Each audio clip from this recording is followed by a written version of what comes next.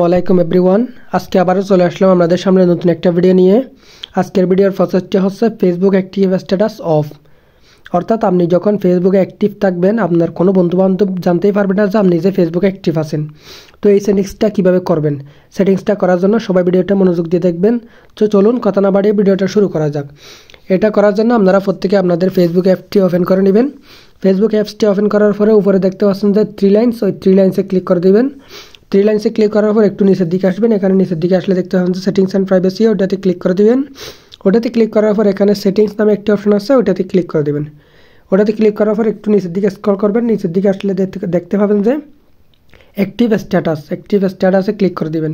Active স্ট্যাটাসে click করার পর এখানে একটি অপশন দেখতে পাচ্ছেন শো হোয়েন ইউর অ্যাক্টিভ। এটা যদি আপনাদের অন থাকে এটাকে অফ করে দেবেন। অফ করে এখান থেকে টার্ন অফ করে দেবেন। টার্ন অফ করার পরে এরপর থেকে যদি আপনি ফেসবুকে প্রবেশ করেন অথবা ফেসবুকে অ্যাক্টিভ থাকেন আপনার কোনো বন্ধুবান্ধবই জানতে পারবে না যে আপনি যে ফেসবুকে অ্যাক্টিভ আছেন। তো বন্ধুরা, আজকের ভিডিওটা এই পর্যন্ত। ভিডিওটা আপনাদের কাছে কেমন লেগেছে অবশ্যই কমেন্ট করে জানাবেন, এবং যারা এখনও পর্যন্ত আমার এই চ্যানেলে নতুন সবাই চ্যানেলটা সাবস্ক্রাইব করে পাশে থাকবেন। দেখা হবে পরবর্তী ভিডিওতে। আল্লাহ হাফেজ।